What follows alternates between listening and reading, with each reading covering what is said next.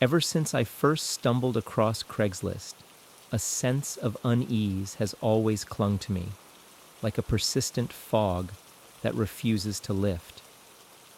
Maybe it's because, beneath the simple listings and casual exchanges, there lurks a depth I've never quite understood, a depth filled with shadows and secrets. Today, I'll share with you tales that have chilled me to the bone, stories that reveal the darker side of this everyday tool. These are not just accounts of transactions gone awry, but eerie narratives that stretch the very fabric of reality. If you've ever wondered what mysteries and horrors Craigslist might conceal, join me as we delve into 3 chilling tales that might just make you rethink that next casual click. Story 1: The Requiem of the Silent Hills. In the depths of my solitude, haunted by the echoes of a lost love, I stumbled upon the promise of a new beginning woven into a Craigslist ad. It spoke of a secluded retreat nestled in the rolling hills of southeastern Ohio, offering $300 a week and a place to dwell, all in exchange for watching over an isolated farm. It was dubbed the job of a lifetime. My heart, heavy with the debris of a shattered relationship and yearning for a fresh start, leapt at the possibility. The ad had already seduced over 100 souls with its siren call, yet somehow, fate chose me as one of the finalists. My anticipation built like a crescendo as I awaited the final interview. A local diner played host to this pivotal meeting, where I met Jack, a robust man with an aura veiled in secrecy, and his nephew, a burly teenager whose eyes seldom met mine. After formalities drowned in cheap coffee, I was ushered into the back of a white Buick that smelled of damp earth and old secrets. Jack took his place in the passenger seat, his bulk barely contained by the confines of the car, while his nephew took the wheel. As we drove, civilization faded into the rearview mirror, replaced by an ever-thickening curtain of trees. The road turned into a serpentine path that seemed to slither through the dense woodland, leading us deeper into isolation. The car's tires crunched to a halt on a forgotten dirt road, where Jack announced we had to retrieve some equipment left downhill. My heart, still naive and hopeful, propelled me out of the car to assist. We descended into the underbrush, the forest closing around us like a dark symphony, the crunch of leaves underfoot keeping time with my quickening pulse. The shadows grew longer, and our path became an enigma, twisting back upon itself. Jack led, his steps confident yet eerily silent. I followed, the silence punctuated only by the occasional rustle of leaves and the distant call of an unseen bird. Suddenly, the chilling sound of a gun hammer being pulled back sliced through the quiet. I turned just as the world exploded into pain, a bullet shattering my elbow and severing the thin thread of trust that had led me here. Adrenaline and terror took the lead as I plunged deeper into the thicket, the staccato of gunfire singing a vile chorus behind me. Jack's curses faded into the haunting whispers of the woods as I became a creature of pure instinct, my blood anointing the forest floor. Hours melded into an eternity as dusk fell like a curtain on my nightmare. By some grace, I emerged from the wilderness, my body a manuscript of pain, and found refuge in a rural house, the kind inhabitants dialed for help as I collapsed, the adrenaline ebbing away, leaving only agony and disbelief in its wake. The following days unraveled the grim tapestry that Jack, whose real name was Richard Beasley, and his accomplice had woven. They were architects of death, using the allure of solitude and employment to draw unsuspecting souls into their lethal trap. 3 men had answered the ad before me, only to be swallowed by the silent hills, their lives extinguished in shallow graves among the trees. In 2013, justice whispered its cold verdict: death for Beasley, life imprisonment for his young accomplice. Yet, even as the gavel fell, the hills still whispered of those lost, and I, forever changed, pondered the eerie serenade of the woods, a haunting requiem for souls ensnared by a deceptive promise. Story 2: Bloodstains and Bus Schedules. On that somber morning of August 11th, the chill in the air clung to my skin like a shroud, foreshadowing the day's dark revelations. I had waited, breath-bated and heart-sinking, at the lonely Mesa County bus station for Luis, a figure who now seemed an apparition never meant to materialize. Hours stretched into an eternity as anxiety gnawed at the edges of my reality, whispering cold fears into my mind. When the weight of his absence grew too heavy, dread compelled me to dial for the authorities. Their arrival at Luis's residence painted my worst nightmares into a grotesque reality. There, the air was thick with the iron scent of blood, a scarlet pool surrounding Luis, who lay lifeless and exposed on an air mattress, his existence brutally extinguished by repeated blows from a faceless malice.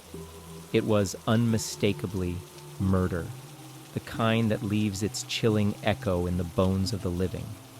The investigation unfurled a tale as twisted as the trails of sorrow etched into my heart. Luis, it was revealed, had been moonlighting in the shadows of Craigslist, offering male massages under the guise of anonymity. Suspicion danced around Brandon, his partner and confidant in this clandestine venture. Could it have been a crime birthed from the dark womb of jealousy or passion? Unlikely.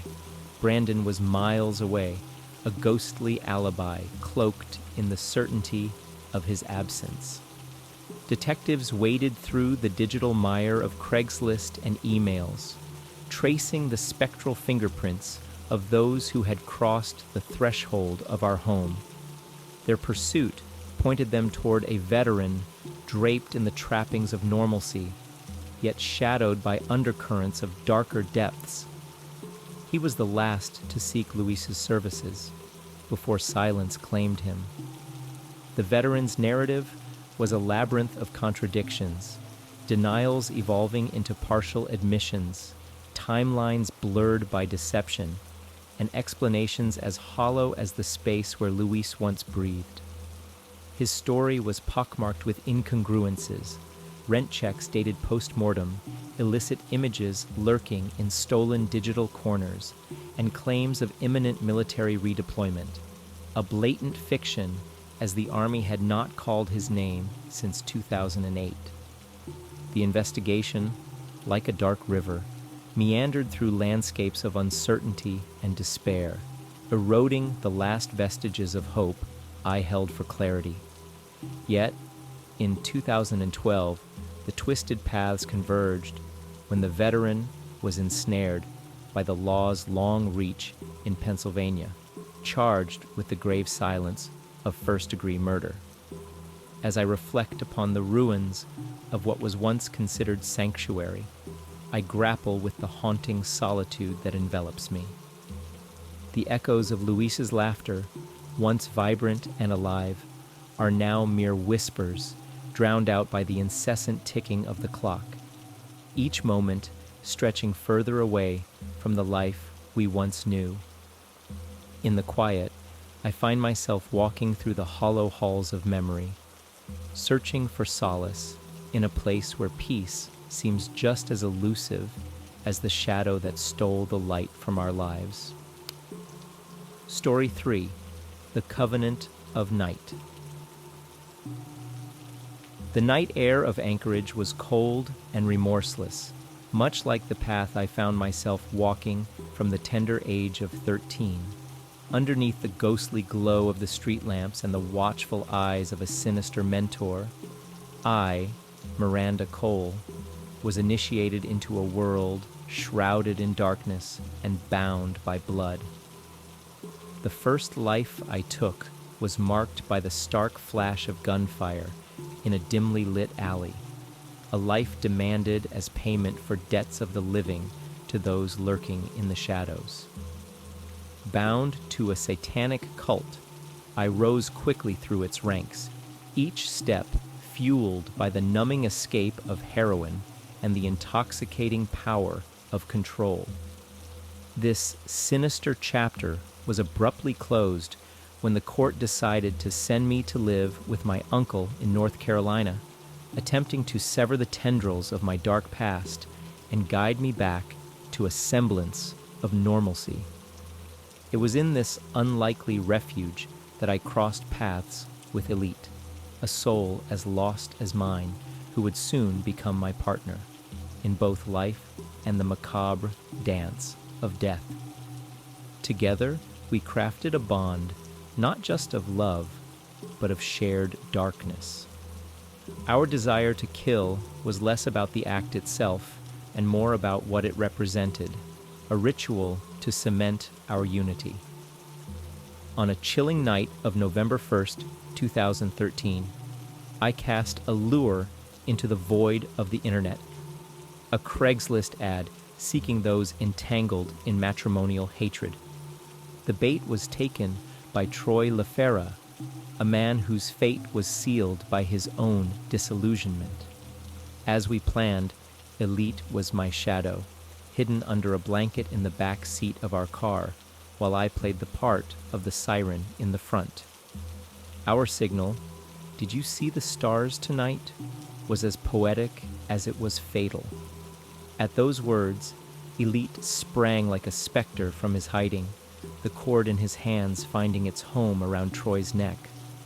I, with each stab, felt the divide between my past and present blur, the knife in my hand an extension of my own twisted salvation. After the deed, we abandoned Troy's body in a nondescript alley, the same kind of darkness that had first embraced me as a child. We washed away the evidence with the same detachment with which we dined later, celebrating our grotesque union under the indifferent canopy of the night sky. Arrested the next day, the reality of our actions quickly dissolved the fantasy we had built. Behind bars, I confessed to taking 22 lives across several states, a claim met with skepticism, yet born from the same dark truth that had guided my hand for years. Whether these confessions hold any weight, the darkness that enveloped my soul is undeniable, a testament to a life consumed by shadows and the relentless search for something as elusive as the stars we once watched together.